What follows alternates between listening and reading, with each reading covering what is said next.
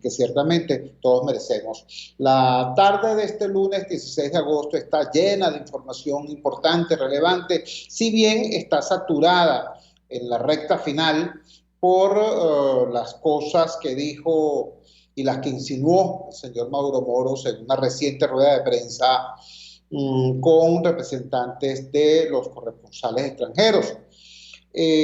No vamos a morder el peine, no nos vamos a centrar en darle respuesta al poder, vamos más bien a hablar de los temas que teníamos previstos y algunos de ellos en efecto rozan, tocan, implican algunas de las afirmaciones generalmente desafortunadas o en el mejor de los casos inexactas, parciales que hizo el señor Maduro. En primer lugar, tenemos que tocar el tema internacional, tenemos que tocar el tema de lo ocurrido en Afganistán. Comparto con ustedes de inmediato el titular que vía BBC Mundo nos llega. Afganistán, las desesperadas escenas en el aeropuerto de Kabul donde miles de personas intentan escapar de los talibanes. Al menos 7 personas murieron este lunes en el aeropuerto de Kabul, la capital de Afganistán, en medio de escenas de caos y desesperación a medida que miles de personas buscan alcanzar un lugar en los vuelos para huir del país y escapar de los talibanes. Desde el domingo, cuando la capital afgana cayó en manos del grupo radical islamista casi sin resistencia, las instalaciones del aeropuerto se llenaron de personas, tanto diplomáticos y contratistas, como civiles afganos que buscan escapar ante el temor a represalias. Muchas embajadas utilizaron el aeropuerto para dar visas de emergencia, aunque el proceso demorado y los pocos vuelos disponibles llevaron una rápida aglomeración en el único aeropuerto en operaciones en todo el país. Sí, ciertamente incorporo nuestro comentario, ciertamente la situación registrada por los medios en el aeropuerto de Kabul es dantesca, es terrible. Las imágenes hacen quedar muy mal al secretario de Estado Blinken de Estados Unidos, que en días pasados dijo, no habrá otra escena como la huida de Saigón, haciendo referencia a la huida precipitada norteamericana tras la derrota en Vietnam. Tiene razón Blinken, pero para mal. La situación en Kabul hoy es muchísimo peor, muchísimo peor. La desesperación masiva era impresionante. Jamás en el caso de Vietnam se vieron cosas como personas montadas en el tren de aterrizaje de un avión y cayendo desde centenares de metros de altura para morir, para sufrir una muerte horrenda, como sí pudimos verlo hoy desde Kabul. Y ciertamente escenas que vimos posteriormente explican, justifican plenamente la desesperación de las personas. Ya ha circulado, ya se ha hecho viral un video en el cual se aprecia cómo una mujer afgana es fusilada, es asesinada por un comando talibán en pleno Kabul. Así que todo lo que se venía diciendo acerca de que el talibán llegaba al poder con otro estilo y de otra manera, procurando una transición suave, bueno, ya queda más o menos claro cuál es la sangrienta forma en que entiende la suavidad el talibán.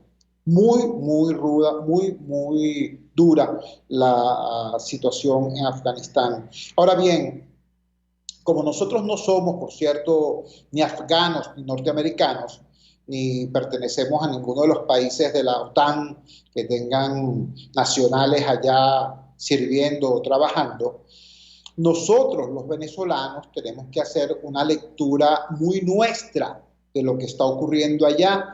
Alguna lección tenemos que sacar de lo que está ocurriendo allá. Yo lamento tener que tomar nota de que las primeras reacciones desde Venezuela fueron, me perdonan el término, fueron más que absurdas, estúpidas. Vi unas cuantas notas por las redes sociales diciendo cosas como Bueno, para esto era que querían sacar a Trump, para que llegara Biden y pusiera la torta y cosas por el estilo.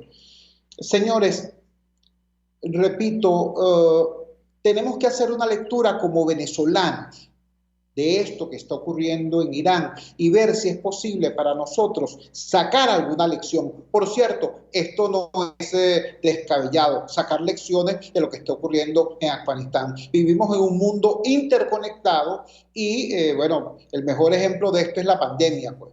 Cuando estábamos viendo lo que estaba ocurriendo en Wuhan, China, algunos podían pensar que eso jamás iba a llegar a nuestro país. Bueno, llegó a América, llegó a la región y llegó hasta nuestro patio, hasta nuestras familias. Entonces, repito, este mundo interconectado hace necesario que nos planteemos eso que está ocurriendo en Afganistán, qué lectura y qué lección entraña para los venezolanos.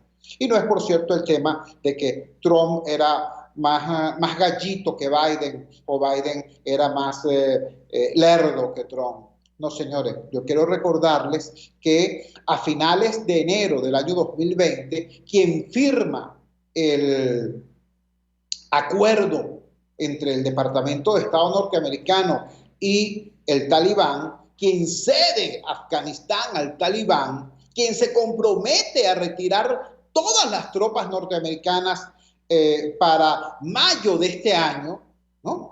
Quien hace eso es el secretario de Estado Mike Pompeo por orden expresa del presidente Trump.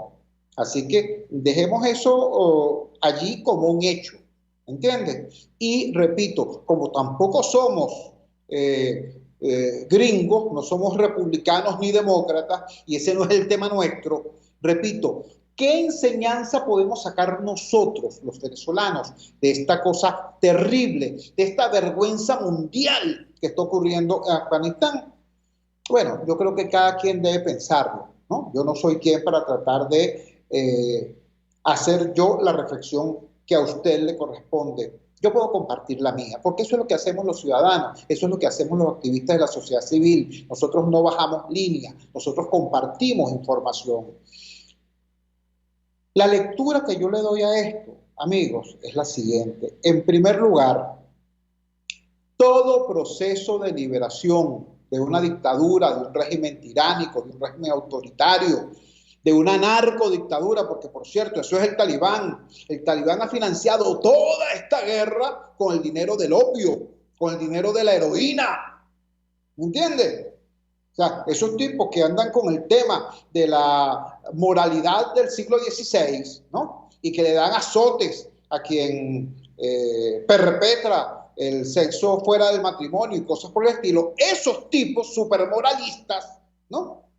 Están financiando esa guerra con el dinero de la heroína. Vamos a estar claros.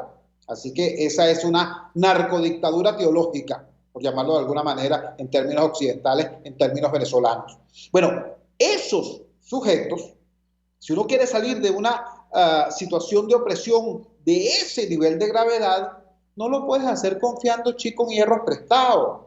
No lo puedes hacer confiando en que alguien venga a salvarte, en que la comunidad internacional va a venir a salvarte invocando el R2P, invocando el TIAR, invocando un carrizo, hermano. Si tú no tienes fuerza interna para defender los derechos humanos, para defender el Estado de Derecho, para defender los principios fundamentales de la democracia, no solamente como sistema político, sino como forma de vida. Si tú no has desarrollado eso aquí adentro, entonces, te cuento, estar esperando que aparezca por Chuao, por Macuto, por Puerto Cabello, por Guanta, un acorazado gringo que te va a venir a salvar y a defender, mira, es la cosa más insegura y más torpe que puede existir. ¿Ves?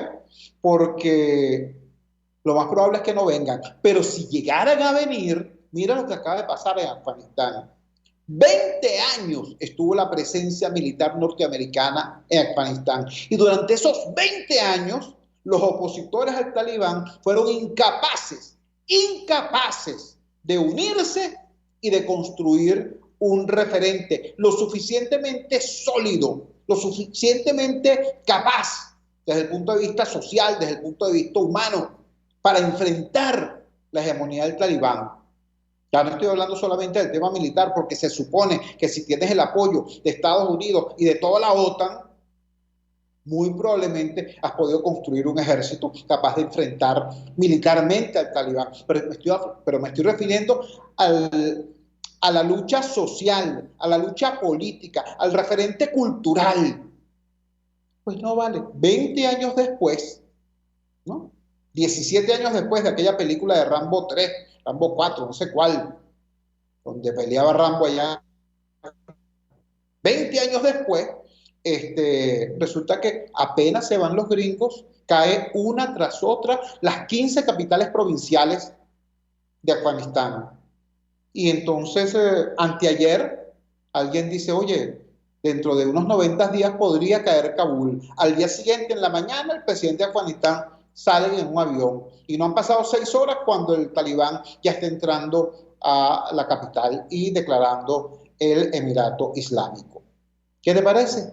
Es decir, un Estado democrático, el Estado democrático de Afganistán dependía única y exclusivamente de la presencia militar foránea. No puede ser. Entonces, repito, la conclusión, la enseñanza, la lección que podemos aprender los venezolanos de estos hechos lamentables, terribles, una cosa horrorosa, un país entero ha sido devuelto al siglo XVI de un solo guamazo. Terrible, terrible.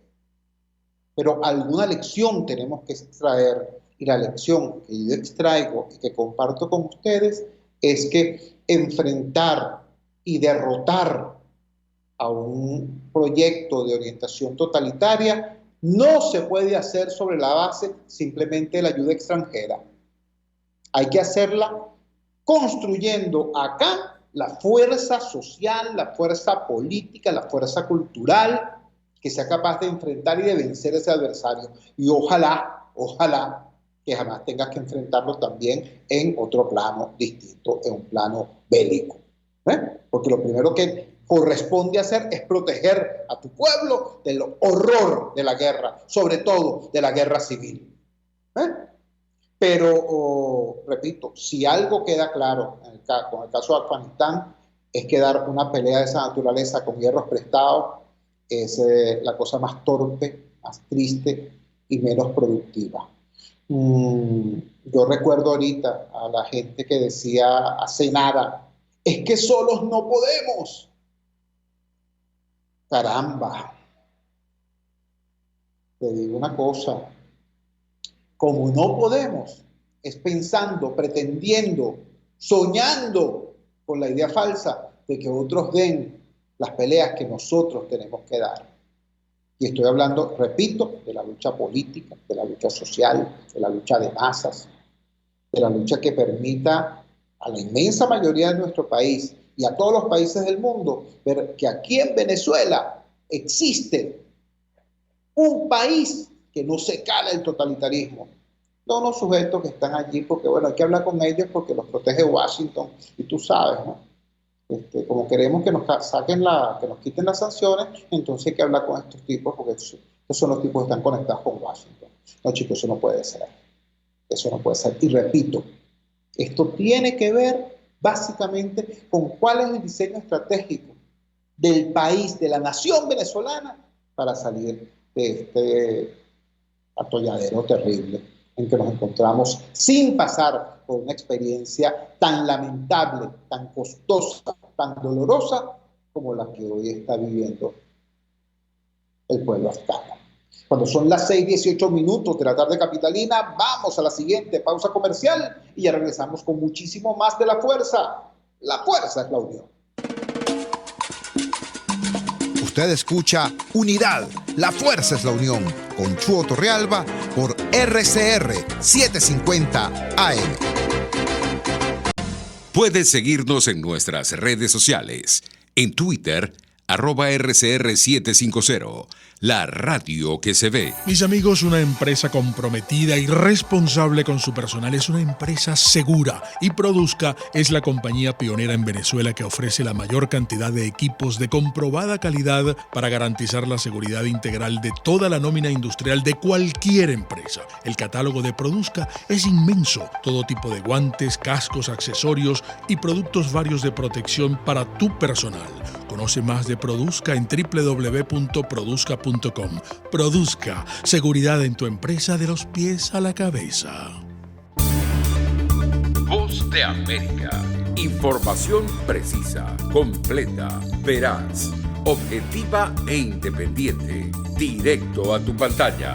De lunes a viernes a las 2 de la tarde por RCR 750. RCR 750 AM.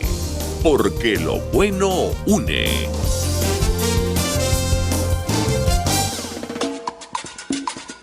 Opinión, ideas en debate.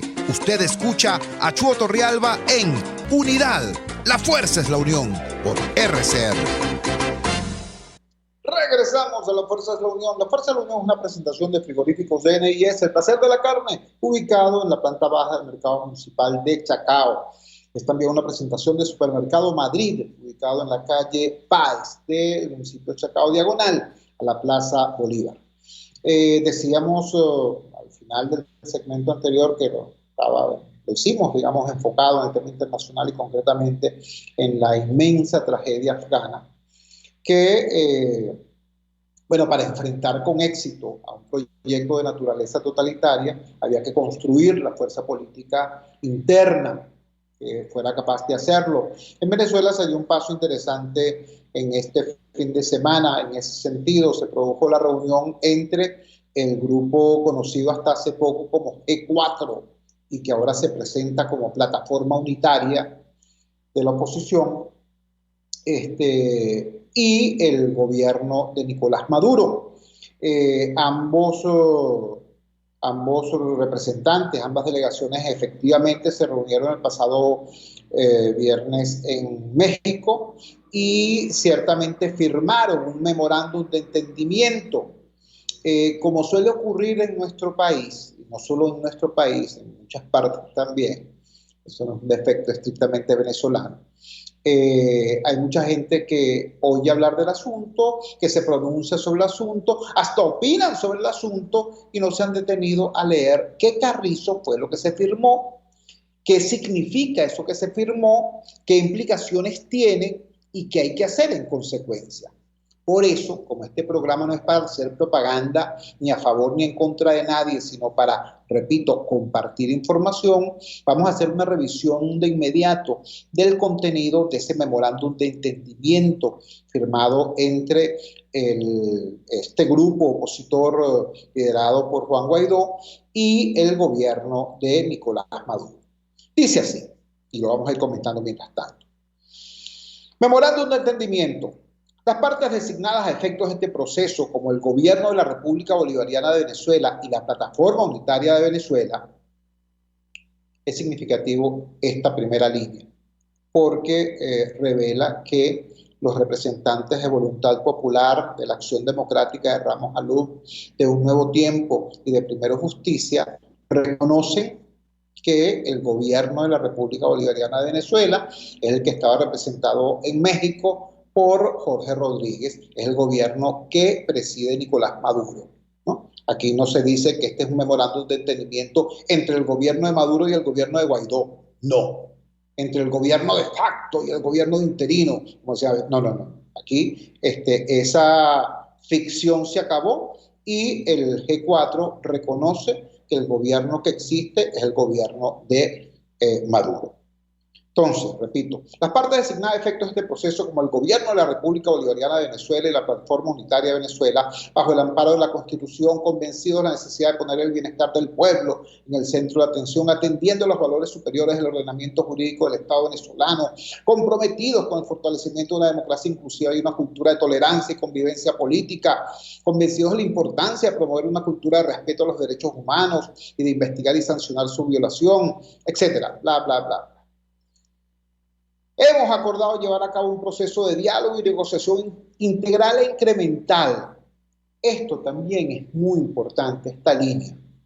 Repito, hemos acordado llevar a cabo un proceso de diálogo y negociación integral e incremental. ¿Por qué digo que esto es muy importante? Porque durante mucho tiempo sectores muy calificados de la sociedad civil venezolana estuvimos demandando el que se produjeran acuerdos incrementales, acuerdos parciales cuyo cumplimiento hiciera posible el cumplimiento y la concertación y cumplimiento de otros acuerdos. Eso es un acuerdo incremental.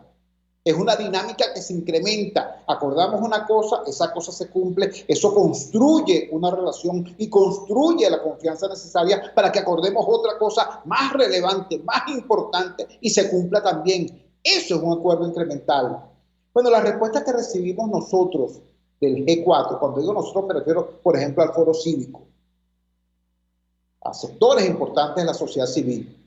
La respuesta que recibimos nosotros del gobierno de Guaidó y del G4 es que no se pueden hacer acuerdos parciales, no se pueden hacer acuerdos incrementales, tiene que ser un acuerdo integral, si no, no.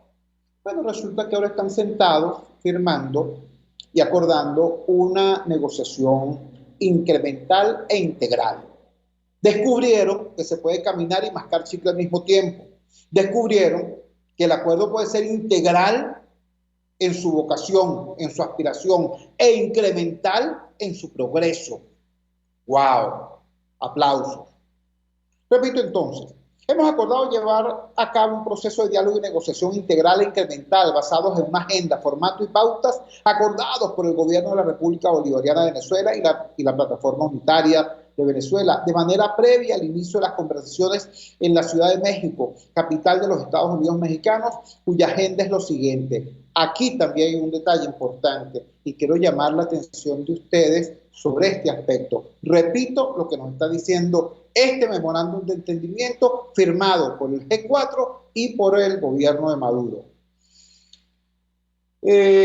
Basados en una agenda, formato y pautas acordados por el gobierno de la República Bolivariana de Venezuela y la Plataforma Unitaria de manera previa al inicio de las conversaciones en la Ciudad de México, capital de los Estados Unidos mexicanos, cuya agenda es la siguiente. ¿Qué nos están diciendo acá? Bueno, que todo lo que ocurrió en México el pasado viernes es el producto, es el resultado de un proceso de discusiones, de negociaciones, de diálogos previos que se produjeron entre el gobierno y el G4. Y yo eso lo saludo, yo eso lo aplaudo, eso es correcto. ¿Tú me entiendes? Porque la negociación no es un evento, la negociación es un proceso que es necesario construir y cuidar.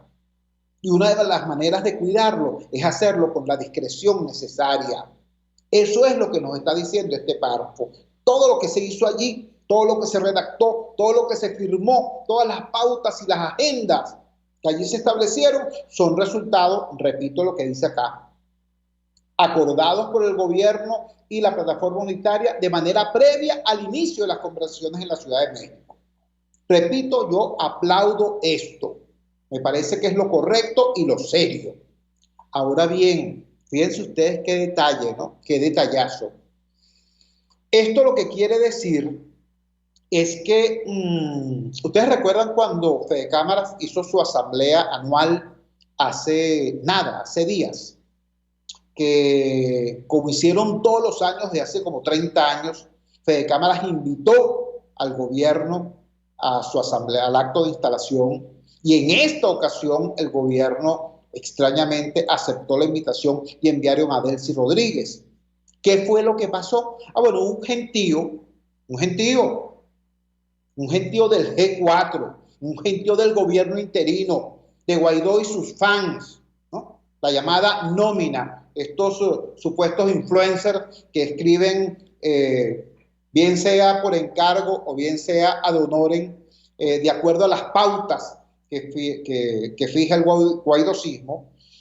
Bueno, prácticamente hicieron trizas al empresariado venezolano por ese horror que significaba dialogar con el gobierno, hablar con el gobierno. ¡Qué horror, qué espanto! Lo menos que le dijeron fueron arrastrados.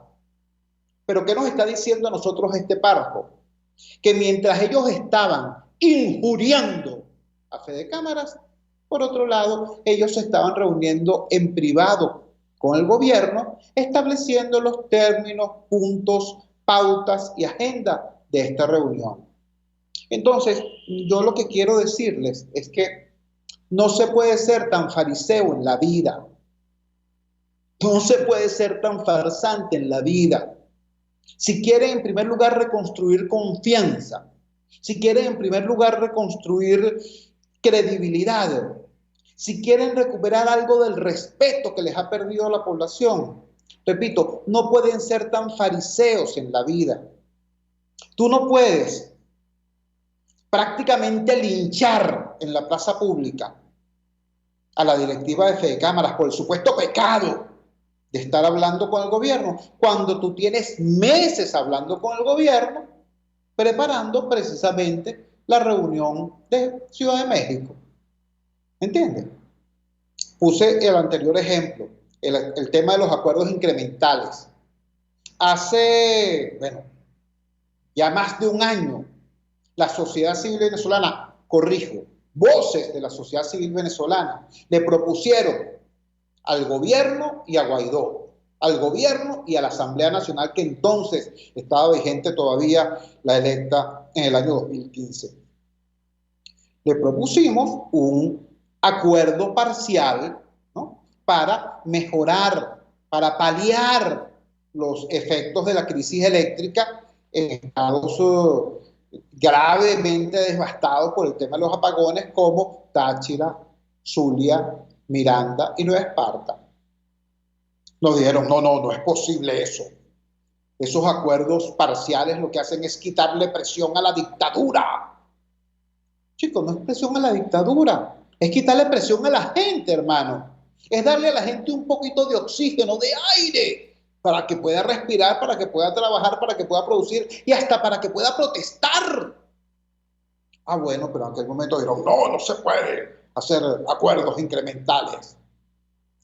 Bueno, ahora ellos hacen acuerdos incrementales y además se reúnen durante largo tiempo con el gobierno en secreto preparando esta reunión. Y yo los aplaudo en ambos casos. Qué bueno que llegaron a la conclusión de que había que hacer acuerdos incrementales. Qué bueno que llegaron a la conclusión de que había que reunirse en privado con el gobierno para poder preparar una puesta en escena como la del pasado viernes que generara un producto concreto como es este memorándum de entendimiento. Qué bueno que lo hicieron. Eso es lo lógico, eso es lo serio, eso es lo profesional. Pero entonces repito, no seas tan fariseo. Cuando la sociedad civil, sectores de la sociedad civil exigimos acuerdos parciales en función de la resolución de los problemas urgentes del país, no me digas, no es posible. Entonces resulta que los acuerdos parciales, que los acuerdos incrementales son posibles sí y solo así a ti se te ocurren, independientemente de que la gente se siga muriendo. No puede ser, no puede ser. Resulta que entonces tú sí tienes licencia para hablar con el gobierno, pero si Fede Cámaras lo hace, si lo hace la iglesia, si lo hace el foro cívico, entonces hay que lincharlos, porque son colaboracionistas. Repito, no sean tan fariseos, y no es un insulto, es una recomendación. Porque a mí como ciudadano me interesa mucho que ustedes, los políticos, los del G4 y los de todas las demás formaciones, recuperen algo de la respetabilidad que algún día tuvieron, recuperen algo del prestigio que alguna vez tuvieron y puedan conformar una clase política que en efecto oriente la lucha hacia el éxito. ¿Entiendes?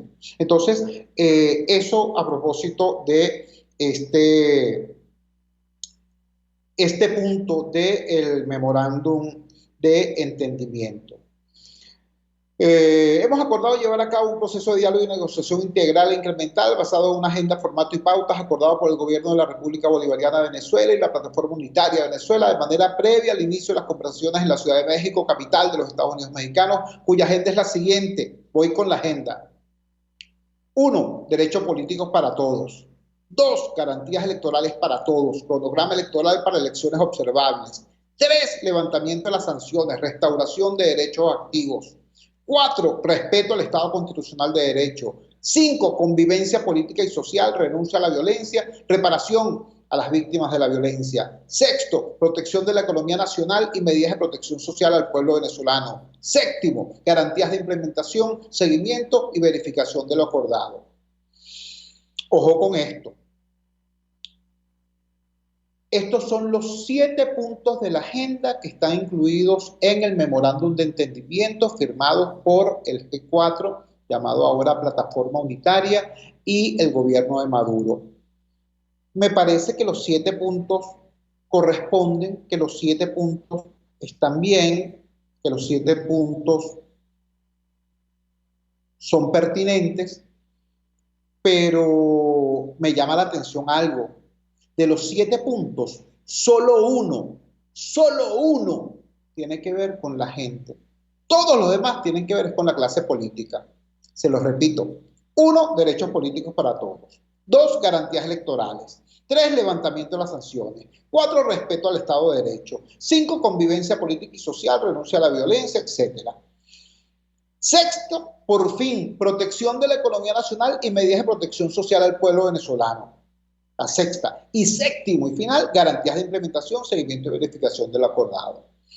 Usted podría pensar, caramba, sí, pero es que este es un proceso de diálogo político y en consecuencia lo fundamental de este primer memorándum es establecer las reglas del juego para que luego en efecto se puedan abordar los temas económicos, los temas sociales, los temas políticos y pueda haber mecanismos, pautas para abordar esos temas y llegar a conclusiones. Es posible, ¿sabe? Es posible que sea un problema simplemente de procedimiento. Así diría un politólogo. Pero como ni usted ni yo somos politólogos, nosotros somos ciudadanos, esencialmente, nos paramos frente a una agenda de un proceso de diálogo político, nos encontramos con que de 7 puntos, solo uno tiene que ver con la realidad urgente del día a día. Y por cierto no nombra para nada el drama humanitario y la situación de los migrantes. No nombra para nada el tema de los,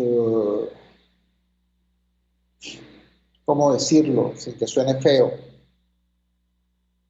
No nombra para nada el tema de la gente que está muriendo porque ya no puede respirar. No nombra para nada el tema sanitario. ¿Me entiende? El conjunto de objetivos del proceso de diálogo no se nombra para nada lo que hoy es el problema fundamental de millones y millones de venezolanos. El peligro inminente de muerte, además por falta de vacuna, ni se nombra. El tema humanitario, el tema de la vacuna, el tema brutal de la inseguridad, porque no es poca cosa. ¿Cómo carrizo se va a discutir en un país la convivencia si buena parte de ese país está en manos o de las megabandas y los planes o de grupos policiales que se han autonomizado y que viven de la matraca, de la extorsión, de su alianza con el AMPA? ¿Cómo?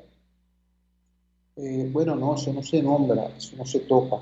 Se establece una agenda de 7 puntos y de esos 7 puntos solo uno tiene que ver con la gente, el punto 6. Entonces, mira, no es un asunto de mero procedimiento, es un asunto, por un lado, de reivindicación de que la gente tiene que estar en el centro de toda esta diligencia, de todo este proceso de diálogo, si el proceso de diálogo quiere ser auténtico y quiere ser útil al país. Pero en segundo lugar, hasta por una cosa de interés para la clase política, para que ese proceso tenga la legitimidad que hoy no tiene, porque repito, lo que se sentó en México fueron dos minorías repudiadas por el país. Maduro y Guaidó tienen un amplísimo rechazo. Nadie cree en el gobierno y nadie cree tampoco en la dirigencia partidista de la oposición. Entonces, si tú estás sentado en una mesa que quiere construir y promover cambios muy importantes, tú tienes que darle piso social a esa agenda, tienes que darle soporte humano, tienes que darle a la gente razones, no solamente para que crea en ese proceso, sino para que se entusiasme y lo defienda. ¿Y cómo tú vas a defender algo que no tiene que ver contigo? Que de 7 puntos en la agenda, 6 tienen que ver con ellos, solamente uno tiene que ver contigo, y quién sabe si es simplemente un saludo a la bandera. ¿Entiendes? Esos son aspectos que deberían ser evaluados, deberían ser digeridos, deberían ser procesados. Y yo tengo confianza, así ustedes me llaman ingenuo, yo tengo confianza en que efectivamente la clase política, tanto gobiernera como opositora, tendrán la inteligencia suficiente como para ver la conveniencia de revisar esos puntos, de incorporar esos puntos y de hacer algo que sea más cercano a la gente y no tan estrictamente privatizado por la lógica burocrática del gobierno o por la ansiedad electoral de las cúpulas opositoras. Cuando son las 6:40 de la tarde capitalina, vamos a la siguiente pausa comercial y ya regresamos con muchísimo más de La Fuerza. La fuerza es la unión. Les estamos presentando Unidad. La fuerza es la unión. Solo por RCR 750 AM. Puedes seguirnos en nuestras redes sociales. En Twitter, @RCR750. La radio que se ve. En tiempos de pandemia, la solución más efectiva es un concentrador de oxígeno, porque ofrece un suministro infinito de oxígeno. No necesita recargas. Además, aplica dosis de oxígeno según el pulso del paciente. Contáctenos 0412-030-9150. RCR 750 AM. Porque lo bueno une. Les habla Claudia Macero y los espero todos los jueves a la 1 de la tarde en Contigo Liberalmente, un espacio cultural, dinámico e irreverente para escucharnos y debatir ideas junto a jóvenes que creen y defienden la libertad. Contigo Liberalmente. Todos los jueves a la 1 de la tarde por RCR, la radio que se ve. Les estamos presentando Unidad. La fuerza es la unión. Solo por RCR 750 AM. Regresamos a La Fuerza es la Unión y nos preguntan a través de mensajería de texto que muy bien, esas son, digamos, sugerencias, críticas y hasta cuestionamientos pertinentes que habría que hacerle a los... Disculpen. Con el café. Que habría que hacerle a las direcciones partidistas, al gobierno, pero que me preguntan cuál debería ser entonces el papel nuestro, el papel de los ciudadanos. Mira, yo soy muy respetuoso de eso. La sociedad civil es diversa, es multifactorial, nadie tiene licencia para decir yo soy la dirección de la sociedad civil y lo que deben hacer los ciudadanos es esto, lo otro. Así que, repito, desde esa diversidad que somos, me permito compartir con ustedes lo que humildemente creemos algunas de las personas que trabajan conmigo en los sectores populares, que debería ser nuestro papel frente a este proceso de diálogo. Nosotros creemos que el proceso de diálogo hay que apoyarlo. Bueno, por una razón sencilla. O es diálogo o es guerra. Y si es guerra, Usted no tiene hierro, yo tampoco. Y si los tuviéramos, yo por lo menos no quisiera usarlos, porque yo no quiero condenar a mi país a una guerra civil. Yo prefiero el diálogo, por duro que sea, por complejo que sea, por tramposo que sea el adversario.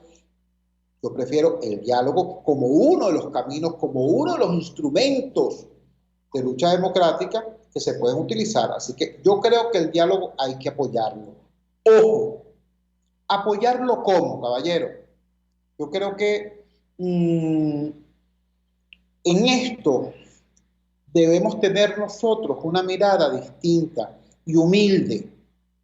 Nosotros podemos criticar a la oposición lo mal que lo ha hecho en cuanto a su habilidad para negociar, o podemos criticarle al gobierno la deshonestidad con la que se han conducido, trampeando. Nosotros podemos criticar todo eso, pero deberíamos buscar también un espejo y vernos nosotros mismos y decirnos, caramba, ¿qué fue lo que hicimos antes que no resultó y cómo debemos cambiarlo ahora para que sea más eficiente? Bueno, yo creo que esa reflexión es pertinente, es útil, es necesaria. Repito, requiere de nosotros espíritu autocrítico y mucha humildad. Yo creo que hay muchas cosas que deberíamos cambiar. Yo me voy a afincar en una primera. Nosotros hemos confundido diálogo con armisticio. La gente dice, bueno, estamos dialogando, entonces ya sabes, hay que suspender la marcha porque estamos en diálogo. Hay que suspender las protestas porque estamos en diálogo. Hay que suspender las exigencias o en todo caso hacerlas privadamente en la mesa porque se está dialogando. Cuando el gobierno actúa y cuando el gobierno reprime, cuando el gobierno hace preso a fulano o a sutano, entonces la gente dice, oye, pero ¿vieron? Ellos no creen en diálogo nada, ellos siguen atacando, ellos siguen agrediendo. Yo les voy a decir una cosa, de corazón. Mira, diálogo no significa armisticio, diálogo no significa tregua. ¿Por qué estamos dialogando? ¿Por qué se dialoga en Venezuela? Bueno, porque hay un conflicto, y si tú suspendes el conflicto, entonces suspendes la razón misma de la negociación, congelas la negociación, atentas contra la negociación, se esfuma la necesidad de negociar porque el conflicto está congelado. ¿Qué estoy diciendo con esto? Estoy diciendo que nuestra forma de colaborar con el proceso de diálogo es incrementando la presión ciudadana sobre aquellos puntos que tienen que ser tomados en cuenta por el diálogo político para construir soluciones. Que se está dialogando, qué bueno, excelente, estupendo, pero entonces nosotros tenemos que activar de inmediato la mamá de las protestas para exigir la reactivación del Programa Nacional de Trasplantes. ¿Por qué? Porque se han muerto 12 muchachitos en lo que va de año, nada más que en el Hospital JM de Los Ríos. ¿Me entiendes? ¿Quién sabe cuántos se habrán muerto en todas las unidades pediátricas de todo el país esperando el fulano trasplante? ¿Me entiendes? Entonces, ¿qué más vamos a esperar? Vamos a esperar a la siguiente etapa del proceso de conversación, diálogos, anexos y similares. No vale. Nuestra mejor contribución al proceso de diálogo es ejercer la legítima, pacífica, pero contundente presión ciudadana para que aquellos temas que deben ser objeto de acuerdos parciales e incrementales urgentes, inmediatos casi, bueno, sean tomados en cuenta. Y eso no va a ocurrir si nos quedamos callados. Y eso no va a ocurrir si nos quedamos pegados esperando por las redes sociales que nos informen cuál va a ser la próxima conclusión de la siguiente jornada de diálogo del 3 al 6 de septiembre. No, hermano. Nuestra mejor contribución, repito, al proceso de diálogo es activando aquellas zonas, aquellos temas, aquellos puntos que en opinión de los ciudadanos tienen que ser prioritarios. ¿Para cuándo vamos a dejar el asunto del Plan Nacional de Vacunación? ¿Para cuándo? En este momento, de las estimaciones de los técnicos, de los profesionales, el porcentaje de población venezolana vacunado no llega al 9%, 8 punto tanto, que tienen al menos una dosis. Pero si buscamos quienes tienen ya las 2 dosis de la vacuna, no llega al 5%. ¿Qué estamos esperando? En Estados Unidos, con más del 65% de la población vacunada, la variante Delta está haciendo estragos. ¿Qué podría ocurrir en nuestro país? Entonces, repito, ¿cuál podría ser nuestra contribución al proceso de diálogo? Bueno, vale, hacer las acciones de presión ciudadana, de presión social, de protesta cívica, que haga inevitable que el diálogo político diga, allá la caramba, aquí tenemos un tema, y ese tema tiene que ser abordado de manera prioritaria. Esto tiene que ser objeto de un acuerdo parcial, incremental, urgente. Ya he puesto 2 ejemplos, el Programa Nacional de Trasplantes y el tema del Plan Nacional de Vacunación. Pero puedo poner 2 o 3 más. El tema no es la cantidad de ejemplos, el tema es cuál es nuestra actitud frente al proceso de diálogo. Repito, yo creo que esa actitud tiene que ser de apoyo. Nosotros tenemos que respaldar el proceso de diálogo. Pero ese respaldo no se va a dar porque empecemos a caernos a codazos entre nosotros, disputándonos una silla, que nos den una silla en México.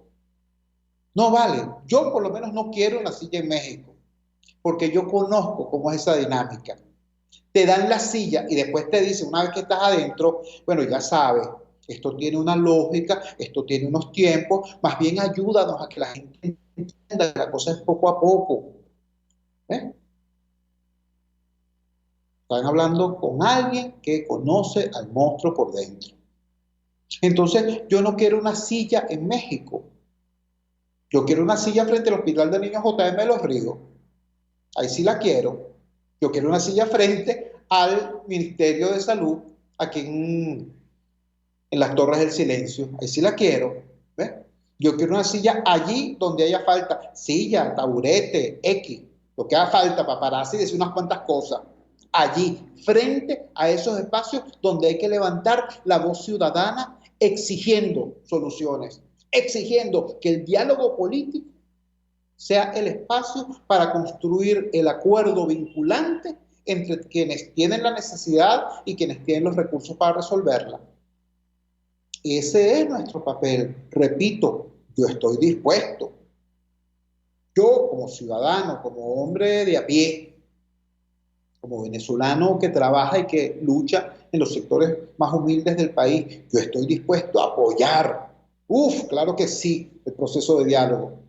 Yo soy de los que está hablando de diálogo desde siempre, toda la vida. Pero creo que nuestro rol como ciudadanos para apoyar el proceso de diálogo, repito, es impulsar la protesta ciudadana, la presión social, la legítima presión ciudadana para que el diálogo político asuma, aborde y resuelva aquellos temas urgentes que deben ser objeto de acuerdos parciales e incrementales inmediatos. Y creo que esa es nuestra mejor contribución. Nuestra contribución no puede ser el silencio. No. Aprendamos, repito, tengamos la humildad necesaria para ver hacia el pasado y decir, oye, esa conducta la tuvimos y no dio ningún resultado. ¿Qué fue lo que hicimos antes de decir eso? No, mira, estamos dialogando, hay que suspender la marcha. Estamos dialogando, hay que suspender la protesta. Hay que esperar el resultado del diálogo. No, mi llave. Repito, se está dialogando porque hay un conflicto.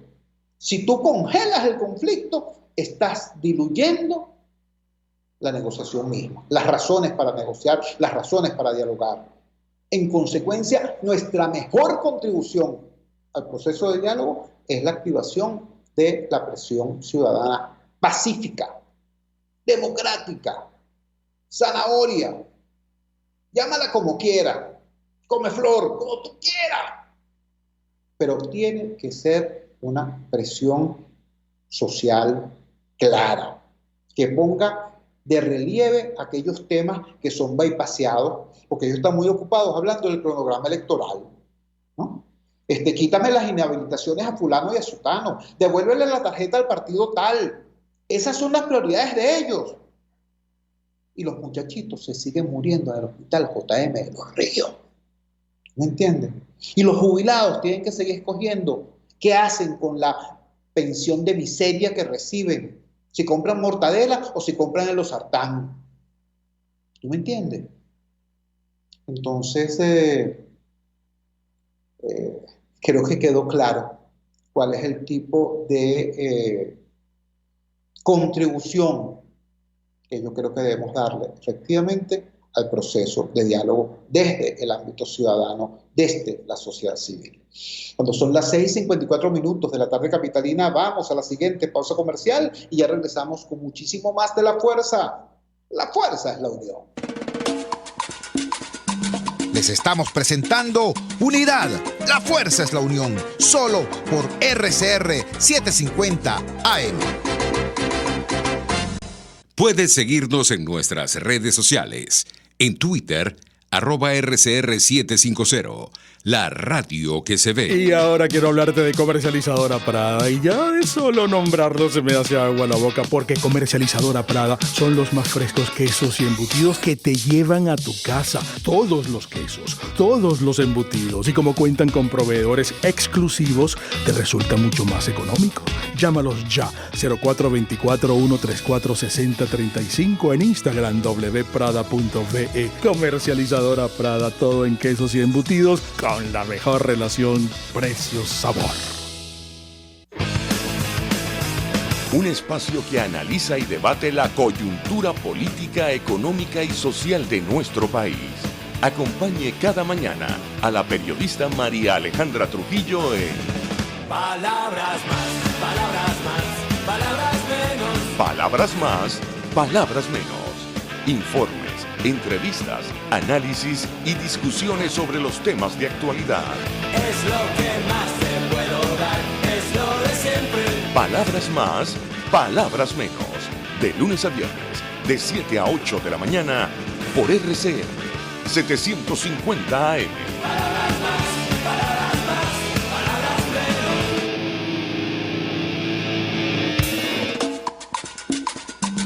Amanece con la fuerza de un país que quiere cambio. Chuo Torrealba está al aire en Unidad. La fuerza es la unión. 482-9750 y @Chuo Torrealba por RCR.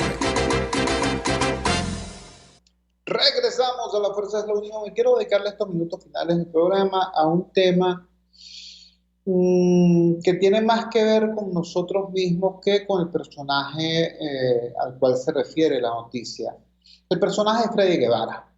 Freddy Guevara, después de un mes y 2 días de estar secuestrado, vuelve a ser noticia porque se produce su excarcelación. Repito, excarcelación, no liberación.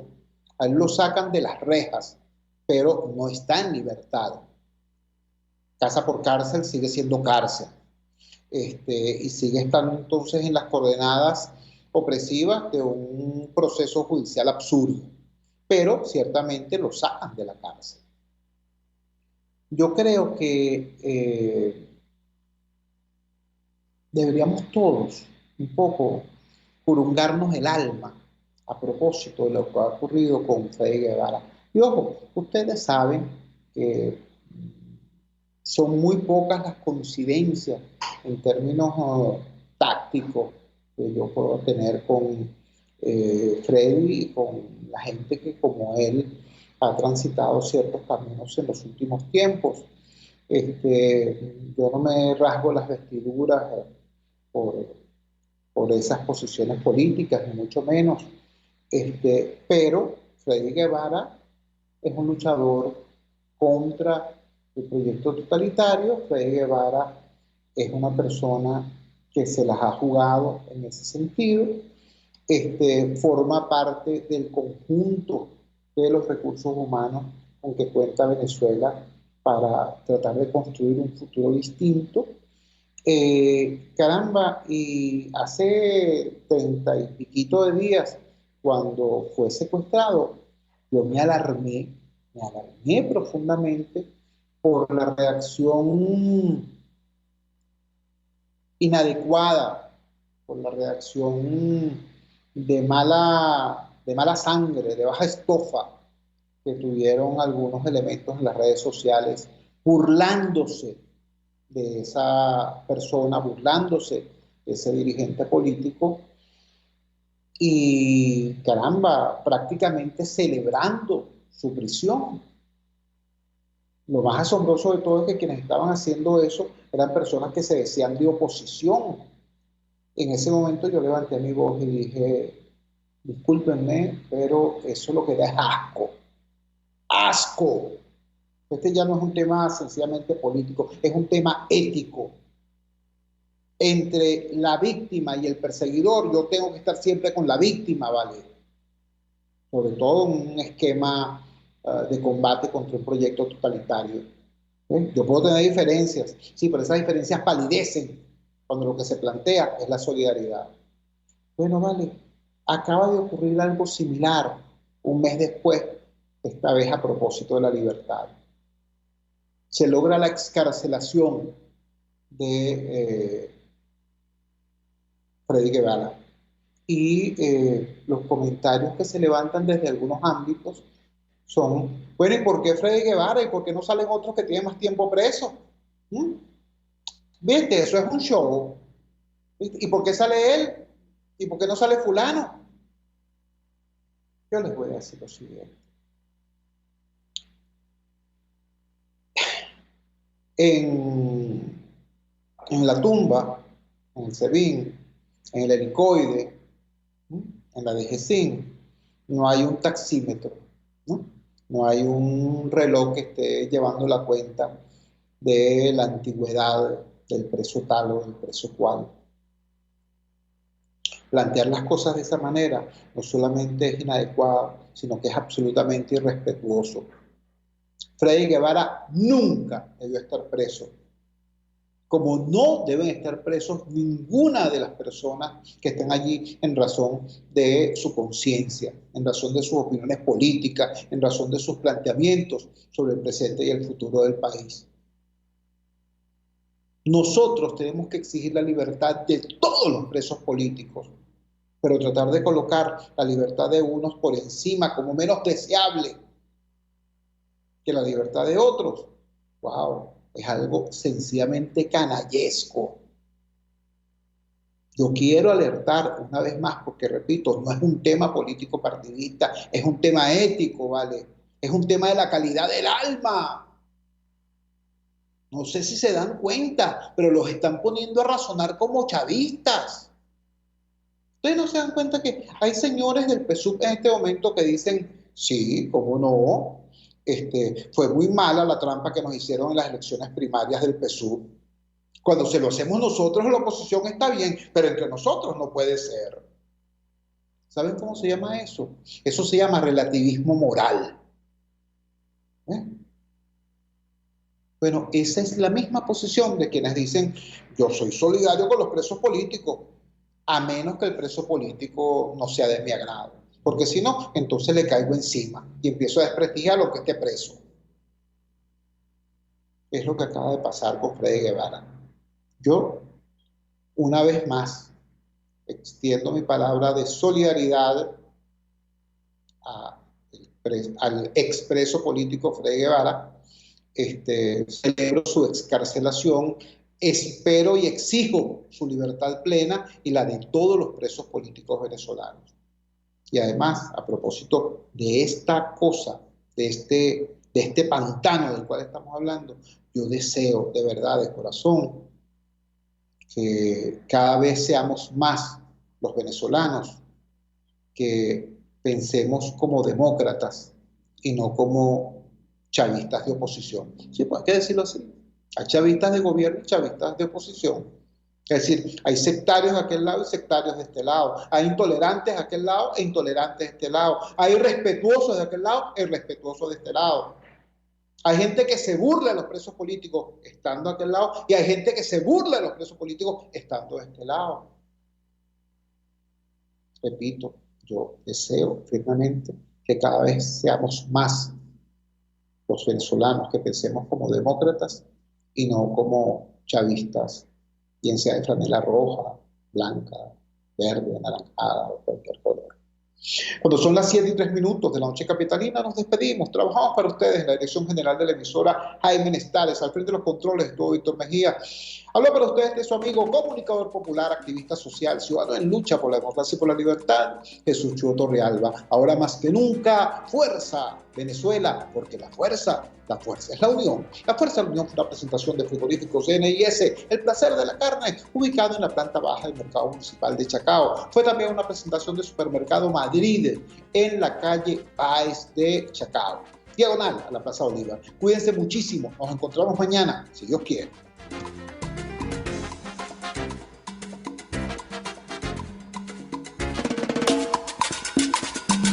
RCR presentó Unidad, la fuerza es la unión, con Chuo Torrealba, solo por RCR 750 AM.